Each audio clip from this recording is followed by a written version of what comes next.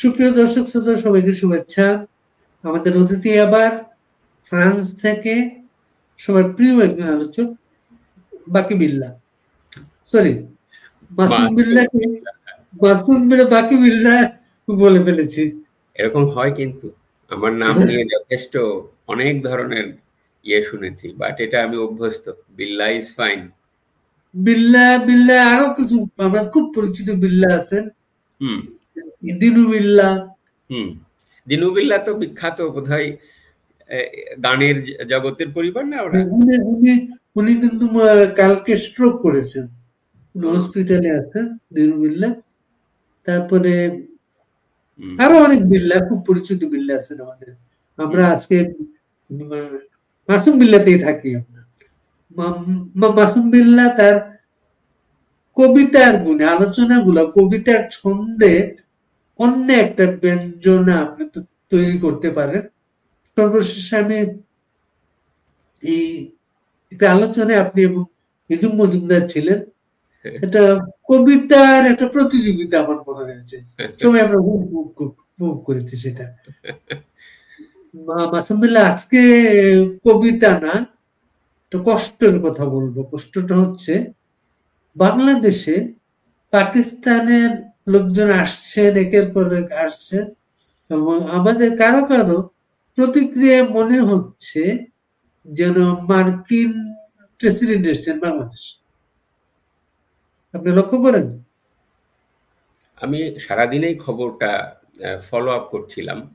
ব্যক্তিগতভাবে অতটা আমার আগ্রহ প্রাথমিকভাবে ছিল না। পরে যখন দেখলাম যে ফেসবুকময় এ নিয়ে একটা উচ্ছ্বাস আকাঙ্ক্ষা রয়েছে, ফলে আমি একটু খেয়াল করলাম, এবং বিভিন্ন রাজনৈতিক দলের নেতৃবৃন্দের সঙ্গেও এই সফররত উপপররাষ্ট্রমন্ত্রী সম্ভবত ইসহাক দার, তার সফরকে নিয়ে এভাবে একটা উৎসাহ আমরা লক্ষ্য করছি। তো এটা নিয়ে আমার মধ্যে মিশ্র প্রতিক্রিয়া আছে। আপনি যদি খুব সুনির্দিষ্ট করে আমাকে প্রশ্ন করেন, তাহলে আমি হয়তো আমার প্রতিক্রিয়া দিতে পারবো। প্রতিক্রিয়াগুলো তৈরি হচ্ছে এই কারণে, যেমন পাকিস্তানের পত্র এরা এখানে আসছে, পত্র পত্রিকা লিখছে পূর্ব পাকিস্তানটা আবার আমরা ফিরে পাচ্ছি, বা গোলাম আজমের ছেলে বাংলাদেশ সেনাবাহিনীর প্রধান আবার হয়ে যাচ্ছে। আবার এখানে এনসিপির কিছু নেতারা এমন ভাবে কথা বলছেন, পাকিস্তানের সাথে মানে ৭১টা মিটমাট করে আমরা অনেক কিছু করতে পারবো। নতুন জেনারেশন আমার এইরকম আশা করে কেন? Very unfortunate and very, I would say, not stately. এটা কিছুদিন যাবতই আপনি লক্ষ্য করছিলেন, কোনো পররাষ্ট্রমন্ত্রী বা উচ্চ পদস্থ কোনো মন্ত্রী কোনো দেশ সফরে আসবেন, সেটা তো অত্যন্ত স্বাভাবিক ব্যাপার, তাই না? কিন্তু এর কার্যকরণ এবং আগে পরে যদি মেলান বা ভবিষ্যতেও মেলান, তাহলে এখানে কিছু উদ্বেগের ব্যাপার আছে এবং কিছু ভাবনার বিষয় আছে। যেমনটি আপনি যথার্থভাবেই উল্লেখ করলেন যে কিছুদিন আগে ওখানকার শীর্ষস্থানীয় একটি পত্রিকায় একটা ভয়াবহ খবর ছাপা হয়েছে এবং বলা হচ্ছে যে ৫৪ বছর তো হলো, সম্ভবত এটাই আবার ফেরত আসবার পূর্ব পাকিস্তান, বাংলাদেশ শব্দটিও সেখানে ব্যবহার করা নেই। পূর্ব পাকিস্তানের সম্ভবত আবার ফেরত আসবার সময় হয়েছে। তারা যে ভুল করেছিল, বঙ্গবন্ধু যে ভুল করেছিলেন পাকিস্তানকে ভাগ করে, তাই না, কোট অ্যান্ড আনকোট তারা বলছেন, এটা বলতে চান। এবং সাথে আরো ভয়ানক ব্যাপার, এবং বলতে গেলে উদ্বেগের ব্যাপার, হ্যাঁ, যে আব্দুল্লাহ আমানাতুল, হ্যাঁ, গোলাম আজমের পুত্র, সে কেন সেনাবাহিনীর প্রধান হলো না বা ভবিষ্যতে হতে পারে কিনা, তা নিয়েও পত্রিকাটি তার উদ্বেগ জানিয়েছে। এবং তার বিপরীতে ভারতের সঙ্গে তাদের যে দ্বৈরথ, সেই দ্বৈরথটা তারা ছুড়ে দিয়েছেন। তাহলে এখানে সম্পর্কটা শুধু বাংলাদেশ পাকিস্তান হচ্ছে না, সম্পর্কটা হচ্ছে ভারতকে জবাব দেবার জন্য এই আয়োজনগুলো। সুতরাং ফরেন রিলেশনসের যে কোনো ছাত্র, আগ্রহী গবেষক বা যিনি এ বিষয়ে খোঁজ খবর করেন, তিনি বুঝতে চাইবেন যে বাংলাদেশ তার পররাষ্ট্র নীতিতে কোনো পরিবর্তন ঘটিয়েছে কিনা। আমাদের আদি এবং অকৃত্রিম পররাষ্ট্র নীতি হচ্ছে কারো সঙ্গে শত্রুতা নয়, কারো সঙ্গে বৈরিতা নয়, সবার সঙ্গে বন্ধুত্ব, friendly to all, enmity to none.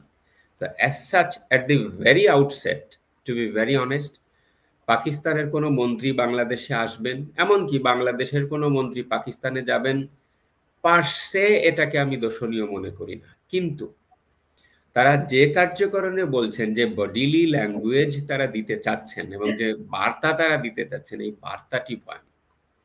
বার্তাটি ভয়ানক হচ্ছে ভারতের সঙ্গে আপনি বৈরিতা তৈরি করছেন, পাশাপাশি আর একটা আর্গুয়েবলি আমাদের সঙ্গে যাদের বৈরিতা ছিল আগে থেকেই তাকে আপনি বন্ধু করছেন। সুতরাং at the very outset, this strikes our fundamental pillar of the old coin, Bangabandhu coin foreign policy, যে সবার সঙ্গে বন্ধুত্ব, কারো সঙ্গে বৈরিতা নয়। তো এটা ভারসাম্যের প্রশ্নে গ্রহণযোগ্য হচ্ছে না। দ্বিতীয় হচ্ছে কতগুলো ব্যাপার, আজকে কয়েকদিন আগে দেখবেন যে পাকিস্তানে যাওয়ার ব্যাপারে বিনা ভিসায়, বিশেষ করে কূটনৈতিক পাসপোর্টধারী এবং অফিসিয়াল পাসপোর্টধারীরা তারা যেতে পারবেন। তো অনেকে ব্যাখ্যা করছেন যে তাহলে কি এটা নিজেদের ভবিষ্যতে যখন পালাবার প্রশ্ন আসবে তখন তারা একটা প্রাথমিক আয়োজন করে রাখা হলো কিনা। এখন দেখেন, আজকে কতগুলো রাজনৈতিক দলের সাথে বৈঠক হয়েছে। সবচেয়ে উদ্বেগের ব্যাপার হচ্ছে যে এই যে নবগঠিত দল এনসিপি, তাদের নেতৃবৃন্দের সঙ্গে তাদের কথা হয়েছে, সেখানে তারা এমনভাবে ব্রিফ করছেন অ্যাজ ইফ এই এনসিপির নেতৃবৃন্দ তারা হচ্ছেন বাংলাদেশের পররাষ্ট্র মন্ত্রণালয়ের মুখপাত্র। The question is on what authority they are speaking like that. তারা যে টার্মে কথা বলছেন, যে ভাষায় কথা বলছেন, মনে হচ্ছে তারা বাংলাদেশকে রিপ্রেজেন্ট করছেন। আপনি একটা রাজনৈতিক দল হিসেবে কথা বলতে পারেন, তাতে কোনো আপত্তি নেই, কিন্তু এই যে ৭১ বিষয়টা, তারা শব্দটা ব্যবহার করছেন যে ৭১ বিষয়টা ডিল করা। সরাসরি বলছেন না যে ৭১-এর যে গণহত্যা হয়েছে সেই গণহত্যার বিষয়টি পাকিস্তান অ্যাপোলজি করবে কিনা, বা বাংলাদেশকে ক্ষতিপূরণ দিবে কিনা, বা বাংলাদেশ এই গণহত্যা প্রশ্নে আন্তর্জাতিক ফোরামগুলোতে নতুন করে কথা বলবে কিনা। সেই কথাগুলো আপনারা স্পষ্ট করে বলুন, তবে না আমরা বুঝতে পারবো যে what is mean by ৭১ affairs and what is mean by dealing, তাই না? এই কথাগুলো আমাদেরকে উদ্বিগ্ন করে তুলছে। আপনি লক্ষ্য করবেন যে এই ৭১-২৪-এর যে অশুভ তুলনা বা অশুভ দৈরত্যানে তো তারা সেইখানে দেখবেন একটা পাল্টা ন্যারেটিভ তৈরি করে যে ২৪-এও নাকি গণহত্যা হয়েছে। তো গণহত্যা আমি ইতপূর্বেই কয়েক জায়গায় আর্গুমেন্ট করে দেখিয়েছি যে গণহত্যা শব্দটির যে ইংরেজি টার্ম জেনোসাইড, সেই জেনোসাইডের যে লিগ্যাল ইনগ্রেডিয়েন্টস গুলো ১৯৪৮ সালের জেনোসাইড কনভেনশনে রয়েছে সেটা ফুলফিল করে না। কেননা সেখানে বলা আছে যে কোনো এথনিক গোষ্ঠীকে সমূলে উৎপাটন করবার জন্য, আংশিক বা সমূলে উৎপাটন করবার জন্য যদি ইন্টেনশনালি যদি কোনো হত্যাযজ্ঞ চালানো হয় তবে সেটা হবে গণহত্যা। তো গত শতাব্দীর সবচেয়ে ভয়ানক গণহত্যার মধ্যে একটা হচ্ছে ১৯৭১ সালের গণহত্যা, যেটা জাতিসংঘের বা বিশ্বব্যাংক সহ বিভিন্ন সংস্থা কিন্তু তাদের রিপোর্টগুলোতে স্বীকার করেছে। কিন্তু আনুষ্ঠানিকভাবে, আইনিভাবে যে স্বীকৃতির যে প্রশ্ন, সেটা কিন্তু এখনো করা হয় নাই। ওয়ারাজ আপনি ১৯৭১ সালের গণহত্যার স্বীকৃতি প্রশ্নে কোনো বক্তব্য দিচ্ছেন না, কিন্তু আপনি বড় করে বলতে চাইছেন যে ২০২৪ সালে গণহত্যা হয়েছে, তাহলে বুঝে নেব যে এটা আপনার সিলেক্টিভ একটা জাস্টিস প্রসেস। তো সেইটা তারা কিভাবে ডিল করছেন সেটা একটা প্রশ্ন। আর পাকিস্তানের কাছে যে আমাদের পাওনা, কিছুদিন আগে সেখানেও এক ধরনের ছলচাতুরির আশ্রয় গ্রহণ করা হয়েছিল, যেটা আগের আমলেই, এমনকি তোফায়েল আহমেদ যখন বাণিজ্য মন্ত্রী ছিলেন তখনও কিন্তু বাংলাদেশ সুন্দরভাবে সেটা প্লেস করেছিল পাকিস্তানের সাথে। সেইটাই আবার ইকো করে তারা বুঝাতে চাইছিলেন যে না, জানো তো আমরা পাকিস্তানের সঙ্গেও এইগুলো ডিলিং করছি।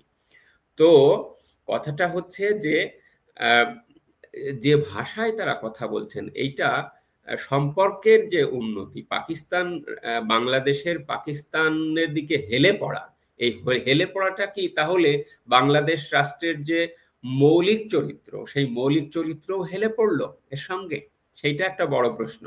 আপনার মনে আছে নিশ্চয়ই, সেটা 1996 থেকে 99 এর মধ্যে হবে।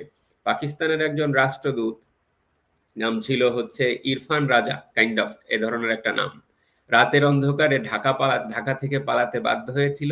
সে বাংলাদেশের মুক্তিযুদ্ধ নিয়ে কটাক্ষ করেছিল, এবং বাংলাদেশের যে মুক্তিযুদ্ধ হয়েছিল বা ওই সময় যে গণহত্যা হয়েছে, তারা কিন্তু সঠিক ভাষায় এটি ব্যবহার করেন না। যদিও আমি নোট করছি যে ওইখানকার কিছু বুদ্ধিজীবী আছেন, তারা কিন্তু কিছু সৃষ্টিশীল কাজ করেছেন। যেমন একটা বইয়ের নামই আজকে দেখলাম, যে we owe an apology to Bangladesh. সেটা কিন্তু তাদের বুদ্ধিবৃত্তিক লেভেলের যারা উদার চিন্তার মানুষ সেটা ছিল, কিন্তু পাকিস্তানে এই উদারনৈতিক জ্ঞান চর্চার স্কোপ খুব সীমিত হয়ে এসেছে নতুন ক্ষমতায় যারা আছেন তাদের প্রেক্ষিতে। কেননা সেখানেও যে গণতন্ত্রের মান খুব একটা ভালো আছে তা নয়। তাহলে ওই গণতন্ত্রের মান আর এই গণতন্ত্রের মান আপনি একই রকম, মানে ও আসমা জাহাঙ্গীরের নামটা আমরা এখন শুনি না। আসমা জাহাঙ্গীর, কল্পনা করুন তো। তারপরে প্রফেসর আহমেদ হাসান দানি, তাই না, এরকম আরো অনেক মানুষজন ছিলেন, কিন্তু এই সুকুমার বৃত্তিগুলো নেই। এবং বাংলাদেশ যে ডোমেস্টিক পর্যায়ে যুদ্ধাপরাধের বিচার করেছিল, আস্তে আস্তে এই প্রশ্নটিও উত্থাপিত হয়েছিল। যেমন তারা জেফ্রি জ্যাকবসন বা আরেকজনে যে জামাতের লবিস্ট যে আইনজীবী অ্যাডভাইজার করেছে, সেও কিন্তু একটা পর্যায়ে পাকিস্তানকে জবাবদিহিতার আওতায় কথা বলেছিল। ওই রিপোর্টের অংশটুকু জামাতের আইনজীবীরা ওটা চেপে যায়। কিন্তু কিন্তু এখন আপনি যদি এটা পরিষ্কার করে না বলেন, আমরা কি বুঝবো? আপনারা কি বুঝাতে চাইছেন যে what kind of dealing is actually going on, সেই বিষয়টা আমাদেরকে উদ্বেগ করে।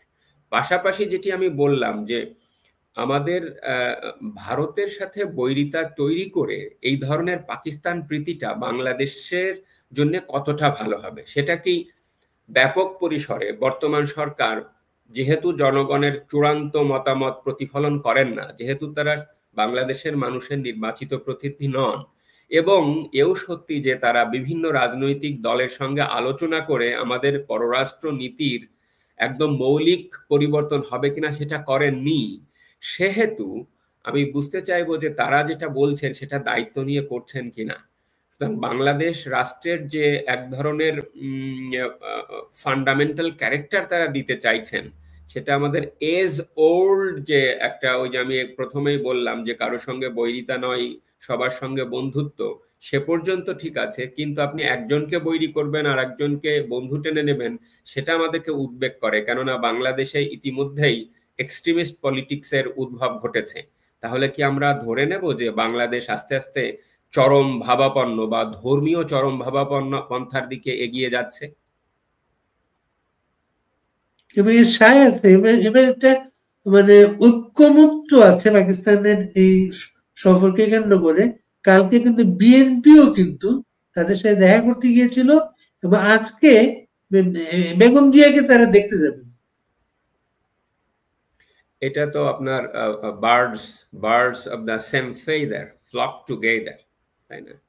একই একই চিন্তার মানুষজন একই রকম ভাববেন। বা যদি পুরনো সম্পর্ক থেকে থাকে, হ্যাঁ, যে বলে যে পুরনো প্রেম ভোলা যায় না, সুতরাং সুতরাং এই সম্পর্কটা তাদের আগে থেকে বেগম জিয়া প্রাইম মিনিস্টার থাকতে ৭১-এ পাকিস্তানের একজন জেনারেল, সেনাবাহিনী প্রধান না, তিনি মারা যাওয়ার পরে শোক জানানো হয়েছিল। হ্যাঁ, সেটা 1993 সালের দিকে তিনি শোক প্রকাশ করেছিলেন। সেটা প্রধানমন্ত্রী হয়ে প্রেসিডেন্ট নওয়াজ শরীফ তখন বোধহয় প্রধানমন্ত্রী ছিলেন, তার কাছে শোক প্রকাশ করেছিলেন একজন সেনাবাহিনীর প্রধান। বাংলাদেশের মুক্তিযুদ্ধের সময়ও তার ভূমিকা ব্যাপকভাবে আলোচিত, বাট ইন এক্সপ্রেস টার্মস যেভাবে আমাদের এখানে আলোচনা হয়, আমি সেভাবে সেটা আলোচনা করতে চাই না সেভাবে। But there is a criticism যে যেভাবে তিনি শোক প্রকাশ করেছিলেন, সেই শোক প্রকাশটা প্রধানমন্ত্রীর প্রোটোকলে পড়েনি। এখন এই সম্পর্কটা যেখানে বলা হচ্ছে আমাদেরকে তারা যে পেঁয়াজ, পাকিস্তান থেকে পেঁয়াজ এসেছে, ওই পেঁয়াজটাও নাকি ভারত থেকে তারা আমদানি করেছিল, ওইটা বাংলাদেশে পাঠিয়েছে। পাকিস্তানের রুপি টাকার মান যেটা, আমাদের ডলারে $1 যে পরিমাণ টাকা পাওয়া যায়, বা $1 200-র বেশি পাকিস্তানের রুপি, সে আমাকে কি দেবে, কিভাবে দেবে সে আমাকে? আমার মনে হয় কি যে কোনো একটা রাজনৈতিক দল তার যে স্ট্র্যাটেজি অন্য দেশগুলোর ব্যাপারে সেটা যদি আগে থেকে পরিষ্কার করে তাহলে বোধহয় জনগণের জন্য খুব ভালো হয়। আপনার মনে আছে কিনা যে যেমন ধরেন বাংলাদেশের ভারত ডিলিংস, রাজনীতিক ক্ষেত্রে কি আপনি সাধারণভাবে বলে দিচ্ছেন যে আওয়ামী লীগের রাজনীতি ভারত ঘেঁষা, অথচ আপনি যদি একটু খতিয়ে দেখেন, আপনি যদি একটু অনুসন্ধান করে দেখেন তাহলে দেখবেন যে বিএনপি যখন ক্ষমতায় ছিল তাদের যে ভারত ডিলিং সেটা আওয়ামী লীগের চেয়ে আরো মারাত্মক। অনেক বেশি ছিল। আপনার মনে আছে, আপনার সাইফুর রহমান অর্থমন্ত্রী ছিল, জাপানি রিকনস্ট্রাকশন গাড়ির আমদানি বন্ধ করা হয়েছিল ভারতীয় গাড়ির বাজার করার।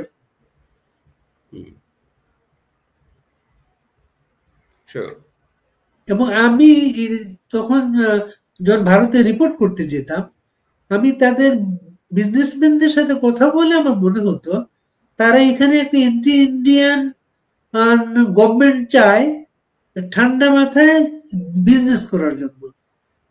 10টা অস্ত্রের ঘটনাটা সব এলোমেলো করে দিয়েছে।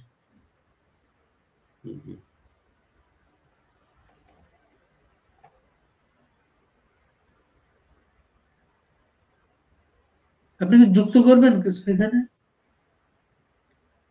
না, এক্ষেত্রে আমার আর যুক্ত করার কিছু নেই ভাই।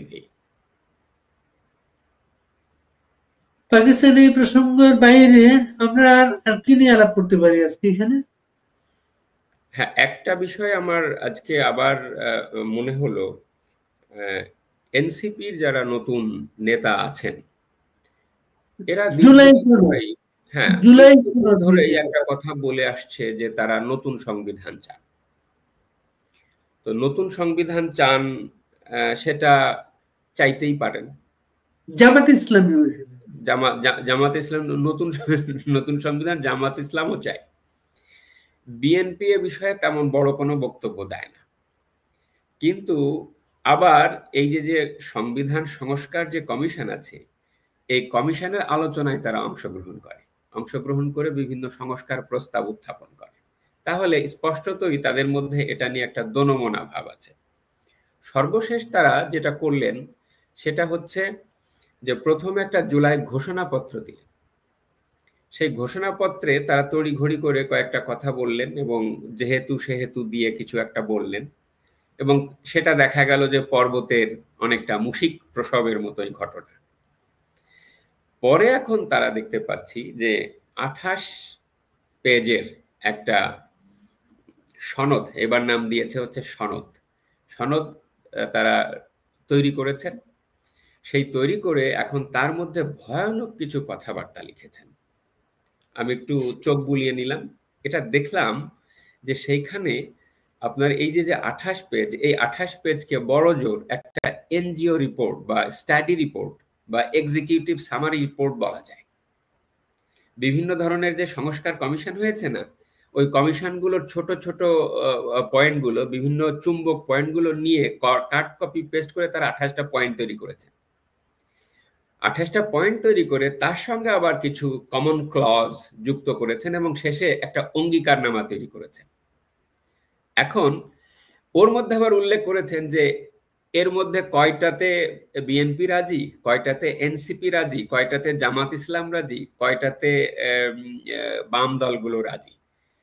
তাহলে এই ধরনের একটা ডকুমেন্ট দিয়ে তারা এখন বলছেন যে এইটা হবে সংবিধানের সমমাননা, এটা সংবিধানের উপরে প্রাধান্য পাবে, আদালতে যাওয়া যাবে না, এবং এইটার ভ্যালিডিটি নিয়ে আদালতে যাওয়া যাবে না। আবার আরেকটা মজার কথা উল্লেখ আছে, বলছে যে এটা ব্যাখ্যা করার ক্ষেত্রে যদি কোনো অনিশ্চয়তা তৈরি হয় তাহলে সুপ্রিম কোর্টের আপিল বিভাগে যেতে হবে। তার মানে they are creating a new kind of jurisdiction of the appellate division. Appellate division আমরা জানি যে একটা মাত্রই অরিজিনাল জুরিসডিকশন আছে, সে হলো প্রেসিডেন্ট জাতীয় কোনো প্রয়োজনের রেফারেন্স চাইতে পারেন। যেমনটি 1995 সালে যখন আপনার 147 জন এমপি গণপদত্যাগ করেছিল, আপনার মনে আছে, তখন এই প্রেসিডেন্ট আব্দুর রহমান বিশ্বাসের কাছে রেফারেন্স চেয়েছিল বিএনপি, স্পিকার ছিলেন রাজ্জাক আলী, আপনার মনে থাকবার কথা। ওই একটা। আর একটা হলো যখন বিডিআর ইনসিডেন্ট হলো, কোন আইনে ঘটনাটার বিচার হবে সেইটা নিয়ে প্রেসিডেন্ট জিল্লুর রহমান অ্যাপিলেট ডিভিশনের কাছে রেফারেন্স চেয়েছিলেন। আর সর্বশেষ একটা তঞ্চকতার আশ্রয় নিয়ে এই সরকারের বৈধতা চেয়ে প্রেসিডেন্ট শাহাবুদ্দিনের কাছ থেকে তারা একটা ভুয়া দলিল বের করে নিয়েছেন, অ্যাপিলেট ডিভিশনের স্বাক্ষর নকল বা জাল করে। সেও তো আর এক কেলেঙ্কারি, যে তার উপরে দাঁড়িয়ে তার ভ্যালিডিটি। তো সেইখানে তারা আবার নতুন আর একটা পয়েন্ট যুক্ত করতেছে, সেখানে লিখছে যে যদি ব্যাখ্যার কোনো কাজে যদি কোনো অসামঞ্জস্যতা দেখা দেয় তাহলে সরাসরি আপিল বিভাগ নাকি এটা করবে। অথচ সংবিধানের যে জুডিশিয়ারি, যে বিচার বিভাগের যে পার্ট, সেই বিচার বিভাগের পার্টে হলো আমাদের হাইকোর্ট ডিভিশন হচ্ছে নিউক্লিয়াস। এই হাইকোর্ট ডিভিশনই হচ্ছে আপনার রিট জুরিসডিকশন হোক বা ইন্টারপ্রিটেশনের একদম নিউক্লিয়াস। তাহলে এই নিউক্লিয়াসটা বাদ দিয়ে আপনি সমস্ত বিচার বিভাগের খোলনল চেটাই পাল্টে দেওয়ার একটা প্রস্তাব করছেন। এই প্রস্তাবটা সাংবিধানিক আইনে এতটাই অ্যাবসার্ড, এতটাই অসম্ভব, এতটাই প্রিপস্টারিয়াস যে এটা অগ্রহণযোগ্য। আরেকটা হচ্ছে যে এই যে সংবিধানের উপরে প্রাধান্য দেওয়া, this is a dangerous proposition. এ ধরনের কথা কেবলমাত্র আমরা ওই সামরিক শাসন আমলেই শুনতে পেতাম, এবং যখন সংবিধান পদানত থাকতো বা সংবিধান যখন অকার্যকর থাকতো তখন বিচারকরা এই ধরনের কথাবার্তা বলতেন যে সামরিক শাসকরা, সিএমএল এরা, তারা যে সময় সময় প্রোক্লেমেশন জারি করেন, মার্শাল ল প্রোক্লেমেশন বা রেগুলেশন জারি করেন, সেইগুলো নাকি সংবিধানের উপরে প্রাধান্য পাবে। তার মানে হচ্ছে যেহেতু জনগণের শাসন তখন স্থগিত থাকে, তারা সেটাকে প্রাধান্য দিয়ে থাকে। তাহলে কোনো দেশে আপনি বলবেন সংবিধান, অথচ সেই সংবিধানের উপরে একটা পলিসি পেপারের মতন একটা ব্যাপার, যেটা নাকি কাইন্ড অফ এনজিও রিপোর্ট, সেই এনজিও রিপোর্টের মতন একটা ব্যাপারকে বলবেন যে এইটা হচ্ছে প্রাধান্য পাবে। পৃথিবীতে এমন কোনো দেশ নাই যে এই ধরনের কোনো কথা বলে যে আমার একটা সংবিধান, এই সংবিধানের উপরে সেটা প্রাধান্য পাবে। আমাদের সংবিধানের যে 7 নম্বর অনুচ্ছেদ আমরা ছাত্রদেরকে সারা জীবন পড়িয়েছি, বা আমরা আমাদের শিক্ষকদের কাছ থেকে পড়েছি, আমার শিক্ষকরা আজকে বলুক, বা এখন যারা বাংলাদেশে সাংবিধানিক আইন পড়াচ্ছেন তারা বলুক যে তারা যা পড়িয়েছেন তা ভুল পড়িয়েছেন, যাহা চায় তাহা ভুল করে চায়, যা পায় তাহা চায় না, তারা ভুল করেছেন, এটা বলুক। এই যে মিথ্যার বেসাতির উপরে, ভ্রান্তির উপরে দাঁড়িয়ে এক জিনিস তৈরি করা হচ্ছে, পৃথিবীর প্রত্যেকটা দেশের ফান্ডামেন্টাল ল, বেসিক ল হচ্ছে কনস্টিটিউশন। সেই কনস্টিটিউশন হচ্ছে সুপ্রিম ল। যেমন আমাদের আর্টিকেল 7, সেইখানে আমরা বলা আছে যে this constitution as the solemn expression of the will of the people then is the supreme law of the land. জনগণের পরম অভিপ্রায়ের অভিব্যক্তি স্বরূপ এই সংবিধান রাষ্ট্রের সর্বোচ্চ আইন। পরম অভিপ্রায় কেন? পরম অভিপ্রায় এই কারণে যে যার সঙ্গে কোনো তুলনা হয় না, আমরা বলি পরম শ্রদ্ধেয়, হ্যাঁ, আনম্যাচেবল, নন ডেরোগেবল, তার সঙ্গে কোনো তুলনা হয় না। তো 71 সালে বাংলাদেশের সমস্ত জনগণ একসাথে মন ঠিক করে যে স্বাধীনতার ঘোষণাপত্র তৈরি করেছিল, তার উপর দাঁড়িয়ে 1972 সালের সংবিধান লেখা, যার শেষ বাক্যে আছে যে সমবেত হইয়া, আজকে এই যে 4 নভেম্বর 1972, 12ই কার্তিক, এই যে এখানে সমবেত হইয়া আমরা আমাদেরকে এই সংবিধান দিলাম। সুতরাং জাতির এই যে যৌথ মনস্তত্ত্ব, কালেকটিভ অননেস, তাকে আপনি চরমভাবে আঘাত করছেন সামান্য একটা পলিসি পেপার দিয়ে। সেই পলিসি পেপারটা লিখছে কিনা আমরা জানি না কে লিখেছে। সেই পলিসি হয়তো ওই আক্তার লিখেছে, নাকি ওই মাহফুজ লিখেছে, নাকি ওই আলী রিয়াজের ডিকটেশন লিখেছে, নাকি আসিফ নজরুল ওখানে নোটেশনস দিয়েছেন, উই ডোন্ট নো অ্যাকচুয়ালি। তাদের এ ধরনের কোনো অথরিটিই আছে কিনা সেটাই সন্দেহ। সুতরাং এই যে যে এক ধরনের এইখান থেকে একটু এক প্যারাগ্রাফ, ওইখান থেকে এক প্যারাগ্রাফ নিয়ে তারা 28 পেজের একটা পলিসি পেপার তৈরি করেছেন, যা নাকি কাইন্ড অফ এনজিও রিপোর্ট, সেখানে এই ধরনের হাস্যকর কথা তারা যুক্ত করছেন যেটা সংবিধানের উপরে প্রাধান্য পাবে, এটা পৃথিবীর কোনো সাংবিধানিক আইন বিজ্ঞানে গ্রহণযোগ্য নয়। আমরা হয়েছে কি যে এই ধরনের আলোচনায় মনোনিবেশ করে নিজেদের মান এত নিচে নেমেছি যে আমার কাছে খুব হাস্যাস্পদ লাগে। এবং একজন আইনের ছাত্র, অধ্যাপকও বলবো না, আইনের ছাত্র হিসেবে অত্যন্ত লজ্জা লাগে আমার কাছে যে এই ধরনের কথা আজকে শুনতে হচ্ছে আমাদের, যে এটা সংবিধানের উপরে প্রাধান্য পাবে। আমাদের সংবিধানের যে প্রিয়াম্বেল, যে অনুচ্ছেদ, সেখানে চমৎকার কতগুলো কথা লেখা আছে। এরা তো কখনো এই সংবিধান ছুঁয়ে দেখে নাই। আমাদের আসলে এটা জাতি হিসেবেও ব্যর্থতার জায়গা বাড়ি ভাই, যে প্রাইমারি লেভেল থেকে হাই স্কুল পর্যন্ত আমাদের ছেলেমেয়েরা আইনে অনার্স না পড়া পর্যন্ত, হয়তো রাষ্ট্রবিজ্ঞানের 2-1 ছাত্র থাকতে পারে, সংবিধানটা জীবনেও হাত দিয়ে তারা দেখে নাই, দেখানো হয় নাই। বিকজ সংবিধানটা জনগণের থেকে সামরিক সরকারগুলো বা উপসামরিক সরকারগুলো ছিনতাই করে নিয়েছে। এই ধরনের পরিবেশে এই কথাটা চলতে পারে কেন? যে সরকারটা সংবিধানহীনতার উপরে দাঁড়িয়ে সেই পানিতে আপনি এটা করতে পারবেন, সেটাই স্বাভাবিক। ওই রাশিয়ার জারের পতনের সময় এক ধরনের মিছিল হয়েছিল, সেখানে তাদেরকে যারা মিছিল করছে সিপাহী জনতা, সেখানে আমাদের এখানে যেমন সিপাহী জনতা আছে না, ওখানেও তাদেরকে শেখানো হয়েছে যে তোমরা এক কাজ করো, তোমরা সংবিধান নামে জয়গান দাও। তারা বলছে যে লং লিভ কনস্টিটিউশন। তো জনগণ ভেবেছে কি যে বোধহয় রাজার ওয়াইফের নাম কনস্টিটিউশন, সুতরাং তারা রাজার ওয়াইফের দীর্ঘ জীবন কামনা করে মিছিল দিয়েছেন। তো আজকালকের এই ছাত্ররা, কোট অ্যান্ড আনকোট বিপ্লবীরা, তারা সংবিধানকে বারে বারে এইভাবে আঘাত করে আমাদের জাতির যে মূল আত্মা বা যে অন্তরাত্মা বা জাতির যে মূল ঘর, যার উপরে দাঁড়িয়ে পুরো দেশটা দাঁড়িয়ে আছে, সেটাকে বারে বারে অপমান করে চলেছেন। আমি মনে করি যে এটা এক ধরনের ধৃষ্টতা শুধুমাত্র নয়, এটা এক ধরনের ফৌজদারি অপরাধ। ইনফ্যাক্ট সেই কথাটা 7 নম্বর অনুচ্ছেদে যুক্তও করা ছিল, each and every day they are committing this crime, এ ধরনের কথা বলে। আমি মনে করি যে এইটা আমাদের যে সাংবিধানিক মনস্তত্ত্ব বা জাতির যে জাতিত্ব বা আমাদের জাতি হিসেবে হয়ে ওঠা বা থাকা, এইটার প্রতি বারে বারে চপটাঘাত। আমাদের প্রিয়াম্বেলে আমরা লিখেছি যে এই সংবিধানের প্রত্যেকটা নাগরিকের দায়িত্ব হচ্ছে এই সংবিধানের নিরাপত্তা বিধান, এই সংবিধানের রক্ষণ, এই সংবিধানের সমর্থন, সাপোর্ট, সেফগার্ড, প্রোটেক্ট। ভাই 3টা শব্দ পরিষ্কার ভাবে, এটা আমি এখানে আপনার গুগল থাকলে দেখাতে পারতাম, যে এটা না পড়লে তো আসলে কেউ বুঝবে না। It is our solemn duty, কি শব্দটা আছে, it is our sacred duty, এটা আমাদের পবিত্র দায়িত্ব, to to safeguard, to protect and to defend this constitution. তো সেই সংবিধান যেখানে আমার ডিফেন্স করা দায়িত্ব, আপনি কি বলছেন? আপনি বলছেন যে আপনি এই সংবিধানের উপরে একটা পলিসি পেপারকে প্রাধান্য দেবেন। এটা হয়, this is conceptually flood, this is unacceptable. এবং কি একটা পলিটিতে আমরা বাস করছি যে এই কথাটা আমাদেরকে প্রতিদিন শুনতে হচ্ছে। সংবিধানের রিফর্ম বা সংস্কারের আলোচনা চলতে পারে, তাতে বাধার কোনো কারণ নাই, কিন্তু তার তো একটা শ্রী থাকতে হবে, তার তো একটা বৈশিষ্ট্য থাকতে হবে, তার তো একটা ধরন থাকতে হবে।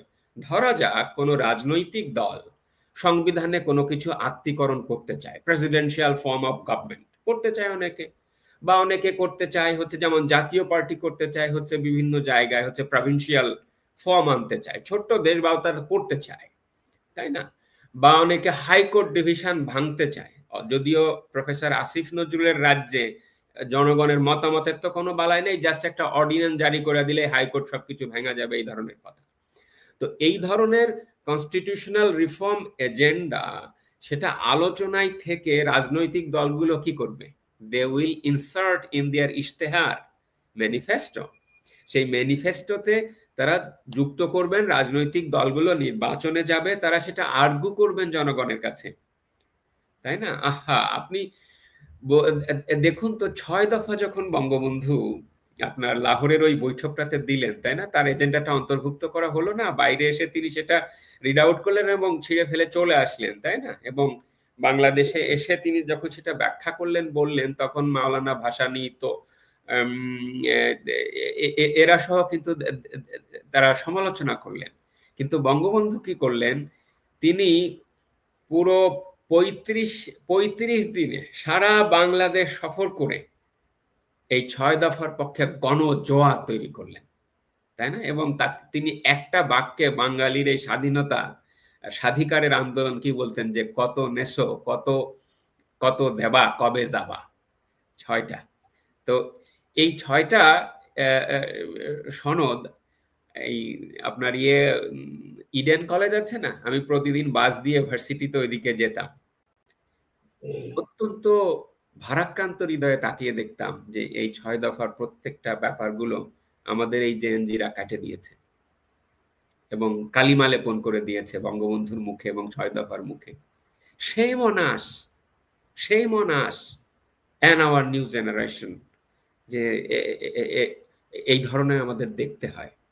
অথচ দেখুন, আমি একটা উদাহরণ দিয়ে বললাম যে that's how you canvass, how you advocate any constitutional document. আমি আপনাকে পরিষ্কার করে বলি, একজন কনস্টিটিউশনালের ছাত্র হিসেবে আমাদের সংবিধানটা থাকবে, because that is our root. 1972 constitution, that is originalism. সংবিধান আইনের যে কোনো ছাত্র জানে ভাই, আপনি জিজ্ঞেস করতে পারেন। বড় বড় প্রফেসররা এখন চুপ করে আছে, তারা কিছুই বলছেন না, তারা বলছেন না যে এই আলাপ চলে না। হ্যাঁ, কেননা বাংলাদেশে শিক্ষার কোনো পরিবেশ নাই, ক্লাসে গিয়ে কেউ কোনো বক্তৃতা দিতে পারছে না। এবং আই ওয়ান্ডার যে গত 1 বছরে বাংলাদেশের শিক্ষকরা, আইনের শিক্ষকরা সাংবিধানিক আইন ক্লাসে গিয়ে কি বক্তৃতা দিয়েছেন, কি নিয়ে, কোন সংবিধানের উপরে, তাই না? তো এই কথাটা যে বলা যায় না বা এইরকম আলোচনা যে হয় না, তারা কিন্তু জানেন যে অরিজিনালিজম, আদি রূপবাদ, সেখান থেকে কি হতে পারে, সময় সময় ইতিহাসের বাঁকে নতুন এলিমেন্ট আসতে পারে। সেই এলিমেন্টকে আমরা নাম দিচ্ছি, ধরেন এক একজন কনস্টিটিউশনালিস্ট এক এক নাম দিয়েছে, বলছে সাংলাপিক হতে পারে, ডায়ালজিক্যাল হতে পারে, হচ্ছে লিভিং ট্রি বা প্রাগম্যাটিজম, যে নতুন নতুন অবস্থার সাথে যুক্ত হয়ে সংবিধানে নতুন কিছু আত্মীকৃত হতে পারে।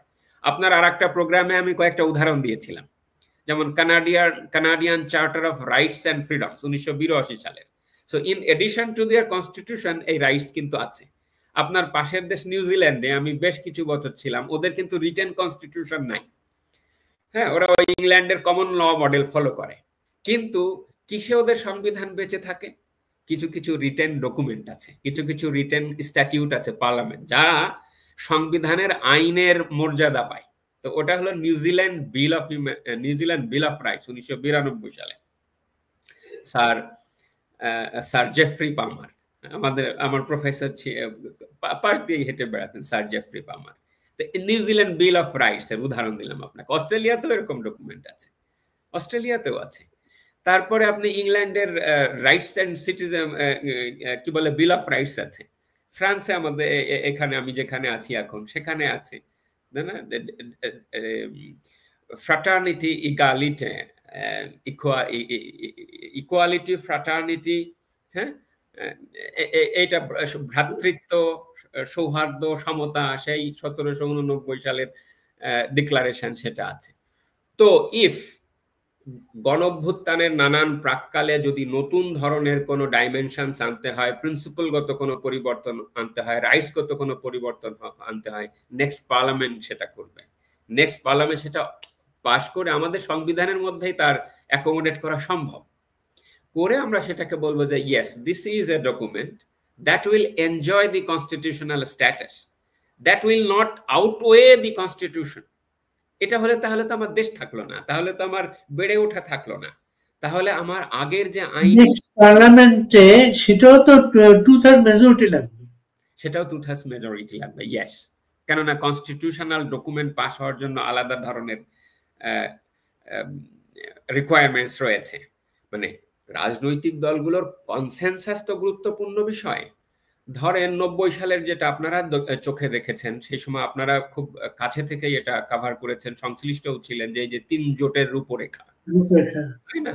এইটা কিন্তু এক ধরনের আনরিটেন কনস্টিটিউশনালিজমের উদাহরণ বাংলাদেশে, কিন্তু বর্তমানটা এটা কেন ওই লেভেলে পৌঁছতে পারছে না? এর কতগুলো কারণ হলো এই যে বিদেশি প্রফেসর আলী রিয়াজ তার যে আগের যে এজেন্ডাগুলো বাস্তবায়ন করছেন, আমরা তার আগের লেখালেখি থেকেই বুঝতে পারছিলাম যে হি ইজ ডুইং সামথিং, এবং এই ভয়ের দেশে তারপরে এইসব যেসব কথাবার্তা আগে থেকেই তিনি মেসেজটা দিচ্ছিলেন, এবং যখন তিনি ধর্মনিরপেক্ষতা বাদ দিয়ে দিলেন এবং ইসলাম ধর্মটা আবার রেখে দিলেন, তখন থেকে আমরা বুঝলাম যে he is serving the purpose of Jamaat Islami. বললেন যে জামাত ইসলাম বাংলাদেশে গণতন্ত্র রক্ষায় অনেক ভূমিকা পালন করতেছে। আর এই ছাত্রদের সঙ্গে যখন সে বসলো, তখন কিন্তু সে কোনো কথাই বলতে পারছে না যে কি হচ্ছে না না হচ্ছে। তাহলে কথাটা দাঁড়াচ্ছে যে দি কনস্টিটিউশনাল কমিশন অথবা যে ঐক্যমত্য কমিশন, তারা জনগণের রিয়েল সেন্সে প্রতিনিধিত্ব করছেন না, এবং কারা সেখানে কি প্রক্রিয়ায় সংবিধান সংস্কারের মতামত দিচ্ছেন আমরা জানি না। এমনকি যে রাজনৈতিক দলগুলোর প্রতিনিধিরা যাচ্ছেন, তারা যে আসলে কখন কি করছেন কি বলছেন উই ডোন্ট নো। বের হয়ে আসার আগে সাংবাদিকরা দু একটা প্রশ্ন করছে, সেখান থেকে আমরা কিছু একটা জানতে পাচ্ছি, বা যে রিপোর্ট তারা আলটিমেটলি প্রডিউস করছেন যে 1000 পেজের, সেগুলো পড়বার মতন যথেষ্ট শক্তি, ক্ষমতা এবং বোধ মানুষের মধ্যে নাই। তাহলে কথা দাঁড়াচ্ছে যে এটা জনসম্পৃক্ত কনস্টিটিউশন রিফর্মের কোনো অংশ নয়। সুতরাং অল অন এ সাডেন তারা এই বিশ্ব ব্যাংকের বা আন্তর্জাতিক যে সকল লবি গ্রুপের হয়ে এই কনস্টিটিউশন প্রস্তাবের যে কথাগুলো তারা বলেছেন, এইটা এক ধরনের পলিসি পেপার।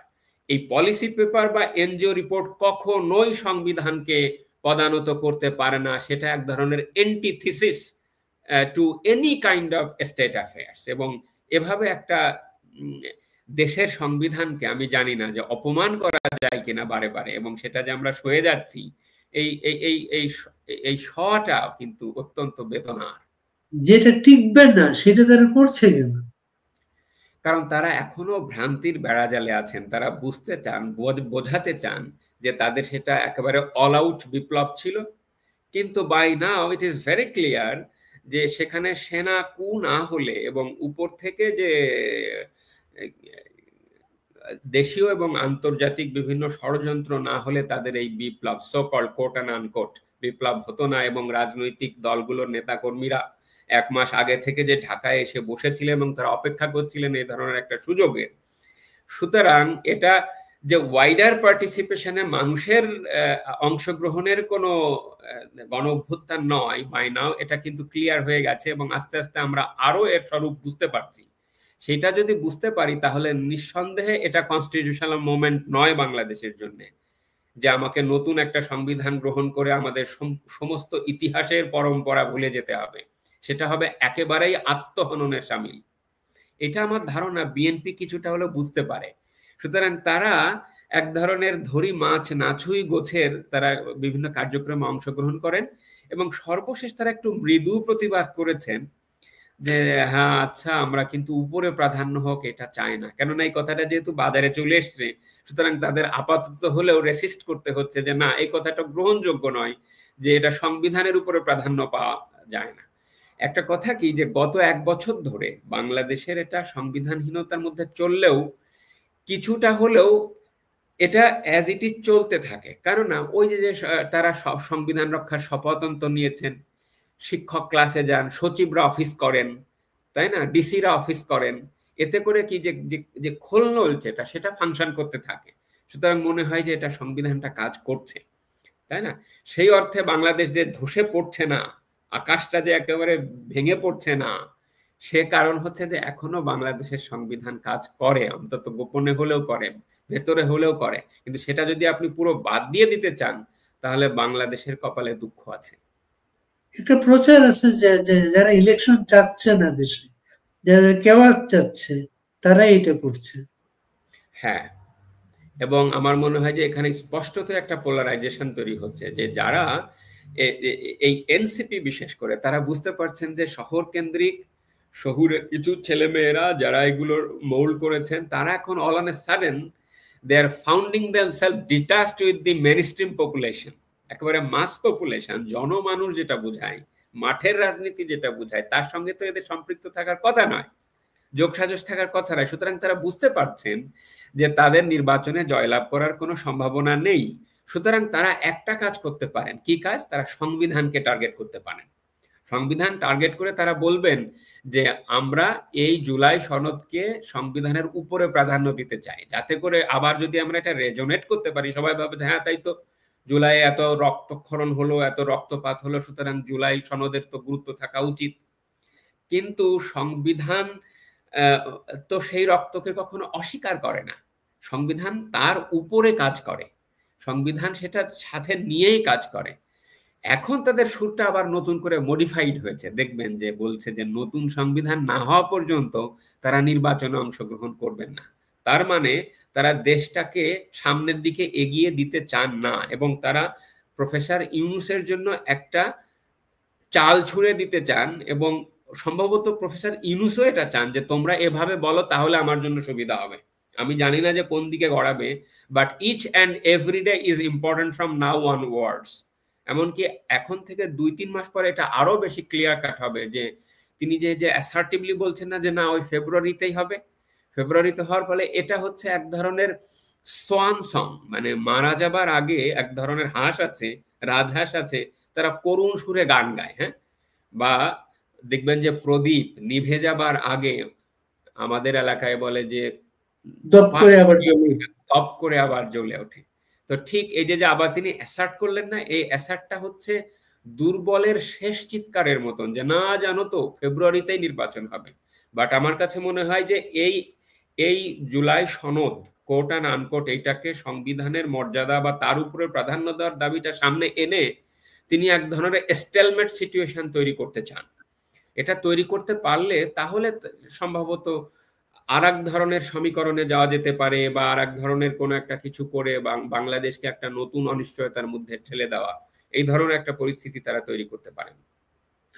এই সংবিধানের এই কেওয়াসকে সামনে পাশাপাশি যে রাষ্ট্রপতি ছবি নামানো, এগুলোর কোনো সম্পর্ক দেখেন? ওয়েল, আপনি যুক্ত করতেই পারেন, কেননা all are tagged together. When you say something which is very meticulous, এটা you never know, প্রত্যেকটা ঘটনার সাথে যোগসাজশ রয়েছে, একে অপরের সাথে যুক্ত এটা। এবং দিন শেষে সমস্ত কিছু বলতে হবে আওয়ামী লীগের পক্ষে যাচ্ছে। সেইখানে আওয়ামী লীগের পক্ষে যাচ্ছে, এইটাকে আমি একটু বড় পরিসরে বুঝি। সেটা হলো কি, যে যখন বাংলাদেশের মতন গণতান্ত্রিক সংস্কৃতিতে, যদি আপনি এটাকে সংস্কৃতি বলতে চান, তাহলে এর একটা নেগেটিভ পপুলারিটি আছে। এটা আপনি দীর্ঘদিন সাংবাদিকতার সাথে যুক্ত থেকে অনুধাবন করেছেন, আপনি মাঠ পর্যায়েও মানুষের সঙ্গে গেছেন, সেটা দেখবেন যে বাংলাদেশের ভোটের একটা ট্রেন্ড হলো বাংলাদেশের মানুষ কারো পক্ষে ভোট দেয় না, বাংলাদেশের মানুষ বিপক্ষে ভোট দেয়। 91 থেকে 95 মাগুরার উপনির্বাচন খেয়াল করেন, 30 জন মন্ত্রী আমাদের এলাকায় গিয়ে বসে থাকতো, তাই না? আমরা দিন রাত মন্ত্রীদেরকে দেখতে পেতাম, এমনকি prime minister herself went there, এবং তৎকালীন বিরোধী দলীয় নেত্রী শেখ হাসিনাও সেখানে গিয়েছিলেন। তারপরে যে ভোটের ওই যে কলঙ্ক মাগুরার উপনির্বাচনে তৈরি হলো, তারপরে আপনি দেখেন 96 15ই জানুয়ারির নির্বাচন, 15 ফেব্রুয়ারি, তাই না? 15 ফেব্রুয়ারির নির্বাচন, ওটা একটা কলঙ্ক। মানে সিন বিগেট সিন। আমি বলছি না যে পরেরটা ভালো, আমি বলছি যে আপনাকে যদি ইতিহাস দেখতে হয় তাহলে তো পেছন থেকে ক্যামেরাটা ধরতে হবে যে প্রবলেমটা কোথা থেকে শুরু হয়েছিল, রাইট? তখন মানুষজন কি হলো, 96 12 জুনের যে নির্বাচন, তাই না? 12 জুনে 21 বছর পরে আওয়ামী লীগকে মানুষ ম্যান্ডেট দিল। তার কারণ কি? কারণ 91 থেকে 95 বিএনপির কাজে মানুষজন অসন্তুষ্ট ছিল। ইমিডিয়েট পাস গভর্নমেন্টটা দেখি, রাইট, তারা দেখেন। তবুও আপনি দেখবেন যে যাই দিন ভালো, যত সরকার গেছে রাজনৈতিক দল হিসেবে যদি আপনি ধরেন, বিএনপি যখন 91 থেকে 96 যে পারফরমেন্স করেছে, দেখবেন যে 2001 থেকে 6 তার চেয়ে বাজে পারফর্ম করেছে, তাই না? আওয়ামী লীগ দেখবেন যে আপনি ওই 2009 থেকে 14 যে পারফরমেন্স করেছে, 14 থেকে 18 তার চেয়ে বাজে পারফরমেন্স করেছে, এবং 18 থেকে 24 তার চেয়ে আরো বাজে পারফরমেন্স করেছে। এইটা শুধু দল বলে তো নয়, আমাদের গণতান্ত্রিক বা নির্বাচনী সংস্কৃতির একটা দায় নিতে হবে। মানে যেমন আমরা অনেক সময় হোল স্লাইড 14-18 নির্বাচনে আওয়ামী লীগকে দোষী, যে আওয়ামী লীগ এককভাবে এই ধরনের নির্বাচন আয়োজন করেছে, কিন্তু আপনি বিএনপির পার্টিসিপেশন, রাজনৈতিক পার্টিসিপেশনটা কোথায়? যখন আপনি তারাঙ্ক ফর্মুলা রিজেক্ট করলেন, যখন আপনি আপনার দল থেকেও লোকজন নিয়ে একটা নতুন বহু দলীয় একটা সরকার প্রতিষ্ঠা করতে চাইলেন, তো বর্তমান যে তত্ত্বাবধায়ক সরকারের আলাপ হচ্ছে বা কোর্ট ইন্ডিকেশন দিয়েছেন, তো কাইন্ড অফ সেই ফর্মুলাই, সেই 90-এর দশকে আপনি জানেন যে ইশতিয়াক ফর্মুলা, তাই না? এরকম তো ওই ফর্মুলাগুলো তো ঘুরে ফিরে একই।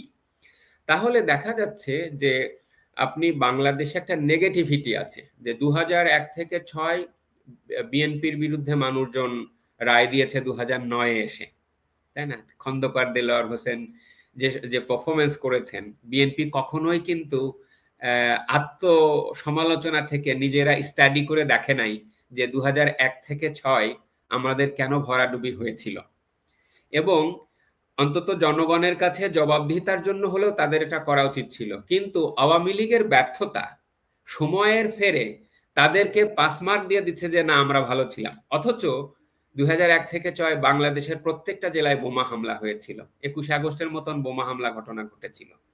আবার 2001 সালে আওয়ামী লীগকে জনগণ রিজেক্ট করছে, কেননা আওয়ামী লীগের ওই সময়টা স্বর্ণযুগ হলেও 2-3টা কারণে, কয়েকজন গডফাদারের জন্মের কারণে আওয়ামী লীগের একেবারে বাজে একটা ইমপ্রেশন তৈরি হলো, এবং 2001 সালে জোট রাজনীতির কাছে সমস্ত আদর্শিক রাজনীতি জলাঞ্জলি দিয়ে যখন 4 দলীয় জোট তৈরি হলো নৌকোর বিরুদ্ধে, নৌকোর তখন ভরাডুবি হলো। তবুও পপুলার ভোটে আওয়ামী লীগের সবসময় একটা নির্দিষ্ট পার্সেন্টেজ ছিল, সেই হিসেবে যাচ্ছি না। কিন্তু আমার আর্গুমেন্টটা ছিল যে বাংলাদেশে এক ধরনের নেগেটিভ পপুলারিটি কাজ করে। এখন যেটা 1 বছরের মধ্যে আপনি রিবাম্প করছে, যে 15ই আগস্ট কেন্দ্রিক আমরা দেখতে পেলাম যে মনে হচ্ছে যে জনগণ আওয়ামী লীগকে যতটা জোরে রিজেক্ট করেছিল 2024 সালের 5ই আগস্ট, অতটা ফোর্স এখন আর নেই, এবং মানুষজন বুঝতে পারছেন যে এর মধ্যে অনেক ধরনের ঘাপলা ছিল এবং রাষ্ট্র চালানো অত সহজ নয়, এবং শেখ হাসিনা যে যে বোঝাপড়া নিয়ে একটা রাষ্ট্র চালাতে পারেন ওই ধরনের রাজনৈতিক গরিমা বা ওই ধরনের ফিগার বাংলাদেশে কমে গেছে, এবং অনির্বাচিত জ্ঞানী মানুষ বা বিজনেস এন্টারপ্রেনরদেরকে দিয়ে দেশ চালানো সম্ভব নয়, এটি অনেক মানুষজন বুঝতে পারছেন। এই পয়েন্টগুলো আওয়ামী লীগের পক্ষে যাচ্ছে, কিন্তু সেই কারণেই শুধুমাত্র আওয়ামী লীগের সন্তুষ্ট হওয়া উচিত নয়।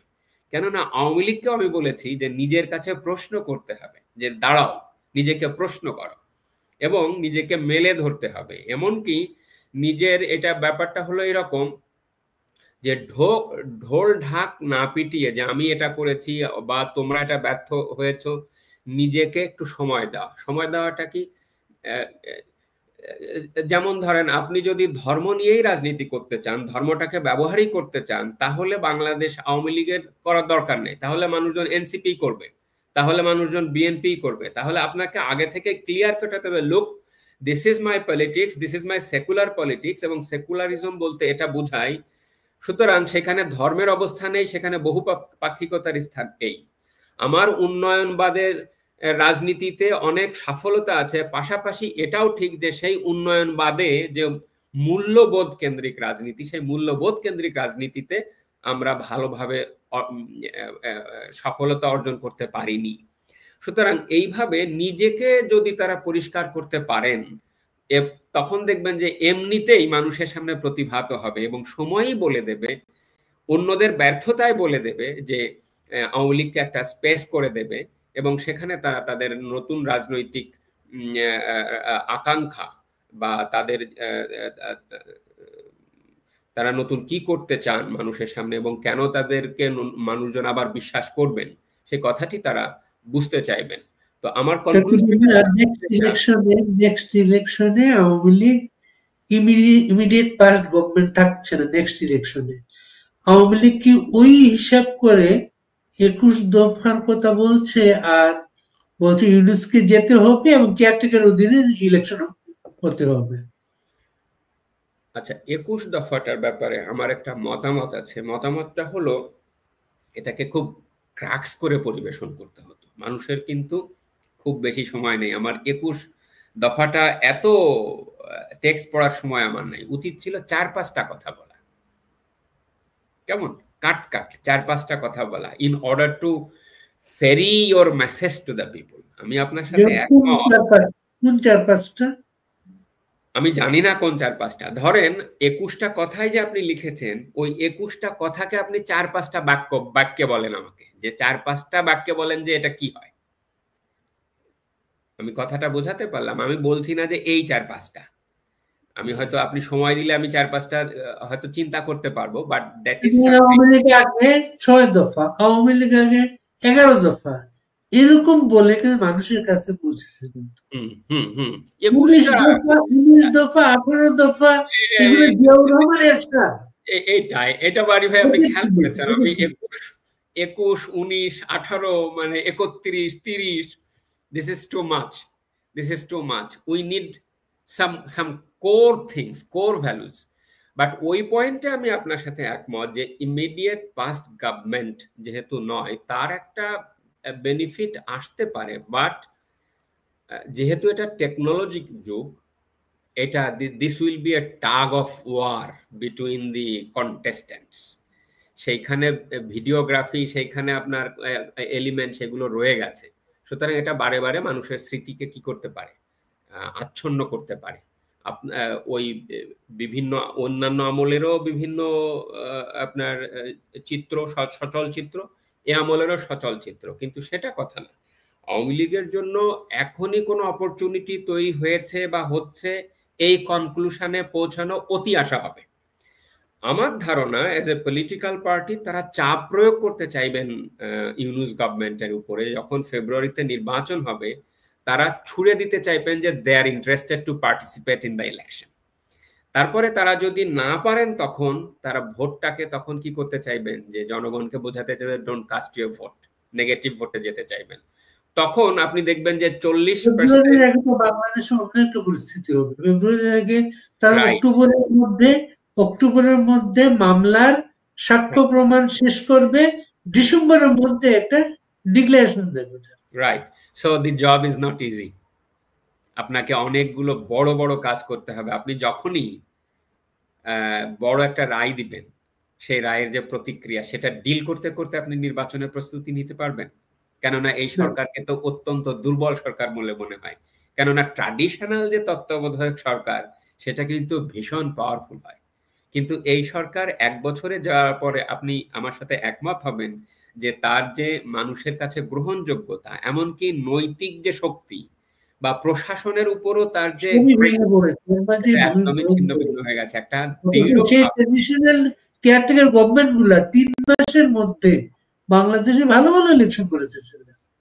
সম্ভব, ইটস পসিবল, কিন্তু যখনই আপনি এটা ছড়িয়ে নেবেন এবং বলবেন যে আগামী সংস্কার করে নেব, আপনি 1000 পৃষ্ঠা, তার সঙ্গে আপনি you are swimming in the waters of this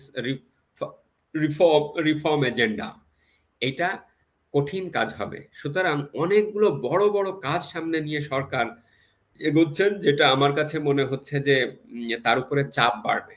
so as a political party, Awami League নির্বাচনে অংশগ্রহণ করতে চেয়ে বা এই সরকারের অধীনে না করে নতুন একটা সরকার গঠন করার চাপ প্রয়োগ করে সরকারকে চাপে রাখতে চাইবেন, নাম্বার 1। নাম্বার 2, তারা যদি সেটাতে কাজ না হয়, তখন তারা নির্বাচনটাতে ভোট না দিতে চাইবেন, সে তার একটা প্রতিক্রিয়া তৈরি হবে।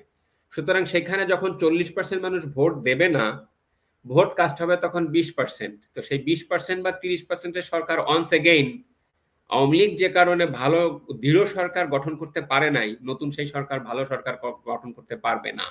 সেটা যদি না পায়, তাহলে বাংলাদেশের ভাগ্যে কি দাঁড়াচ্ছে? বাংলাদেশের ভাগ্যে সেই স্থিতিশীলতা তো আসছে না।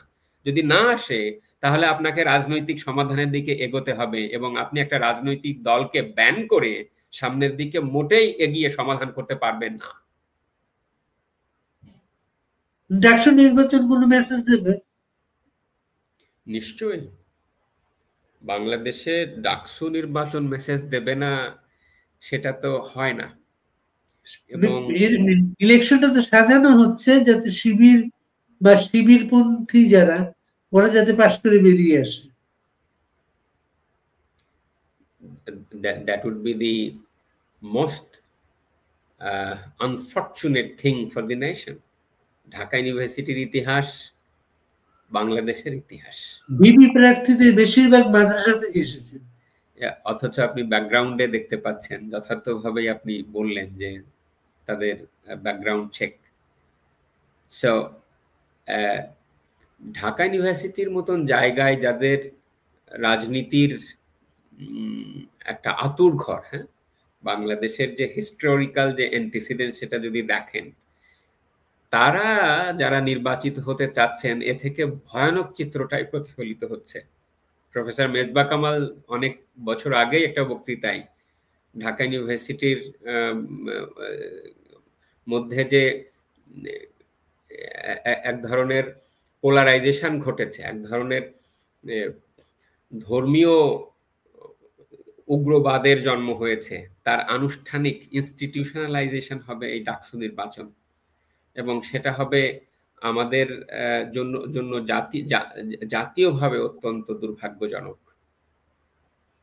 ভিসি বলেছেন এটা করতে না দিলে চলে যাবে। সেটা শুধুমাত্র ভিসি বলছেন না, সেটা আরো বেশ কয়েকজন মানুষ বলছে, এ না হলে আমি কিন্তু চলে যাব। ইলেকশন কমিশনার আমি কিন্তু নেই যদি থাকে তাহলে কি হবে, কে কি তুই চলে গেলে রে ভাই আমার কি হবে। হ্যাঁ, তো সেরকম আর কি। ভাইস চ্যান্সেলর অ্যাজ সাচ উপরে বাড়ি ভাই, আমার কাছে মনে হয় যে উপরে উপরে সবকিছু ভালো দেখা যাচ্ছে, কিন্তু আপনার একাডেমিক কলিগদেরকে আপনি যদি চাকরিচ্যুত করেন, সামান্য ফেসবুক স্ট্যাটাসের জন্য যদি আপনি চাকরি নিয়ে নেন, আপনি যদি 156 না আরো বেশি বোধ হয় 200 শতাধিক শিক্ষক চিঠি পেয়েছেন রেজিস্টারের, জানেন যে তাদের ক্লাস নেবার প্রয়োজন নাই, তাদের পরীক্ষা নেবার প্রয়োজন নাই, তাদের ভার্সিটিতে আসবার প্রয়োজন নাই, তাই না? এই 70 জন শিক্ষক, 71 জন যে প্রথম বিবৃতি দিয়েছে ইউনূস সরকারের বিরুদ্ধে, প্রফেসর বারকাত তার মধ্যে প্রথম। প্রফেসর বারকাতকে গ্রেফতার করেছে কিন্তু তার পরের দিনই। Why? Because প্রফেসর বারকাত, তারা সন্দেহ করেছেন যে professor Barkat is the main person, যে এই 71 জন শিক্ষকের বিবৃতি দিতে হবে। 71কে তারা এই পর্যন্ত ভয় পায়। এখন এই 70 জন, মানে 70 জন বলছি কেননা প্রফেসর বারকাত ইজ ইন, বাদ বাকি একজনের বিরুদ্ধে আবার বলছে কি যে একে এখনই চাকরিচ্যুত করতে হবে। কারা বলছে? কয়েকজন ছাত্র মিলে বলছে। এখন ছাত্ররা ডিকটেট করে যে কার চাকরি থাকবে, কার চাকরি থাকবে না। আপনি আমাকে বলেন তাহলে যে একজন শিক্ষক ক্লাসে যে কি পড়াবেন?